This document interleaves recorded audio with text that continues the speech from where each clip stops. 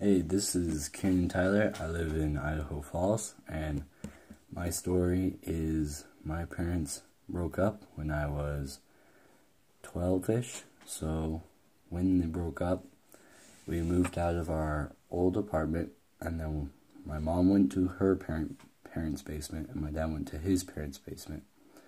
And then we lived with our mom for the year, rest of the school year. So we moved schools. And I didn't do very well that year because I was struggling. I didn't get it. I didn't make many friends. I only had one real good friend. And then after that, we went to my dad's for a summer, and we met his new wife. And then I really liked her. She was pretty awesome. And then we switched it up, and we stayed at my dad's house for the school year, and went to my mom's house every other weekend.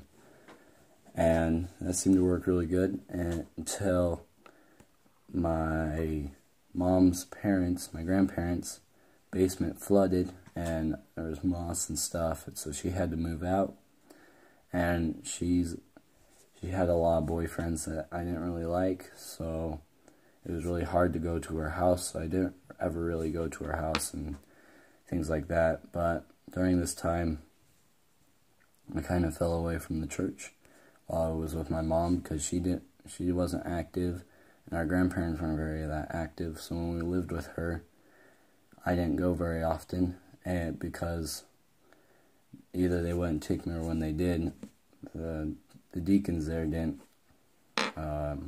I didn't like the things the deacons there liked, so I didn't go to mutual and those things. And then when I went to my dad's house, I made a very good friend, Cade. He was a really good friend to me, and he kind of wanted to go to church because of him. So during the summer, I went every Sunday, and we went to mutual, and I had a lot of fun. And that's kind of when I started going back and started doing the things.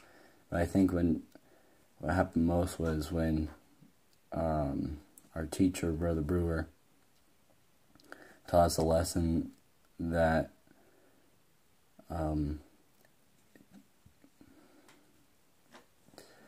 that it doesn't matter what you've done, that Jesus Christ will still love you, even though you might not have been the best kid, but he always shares his love for you, and you still receive the grace that he gives for you, whatever you've done, because you've still chose the right way before you came down. And I think that's really important.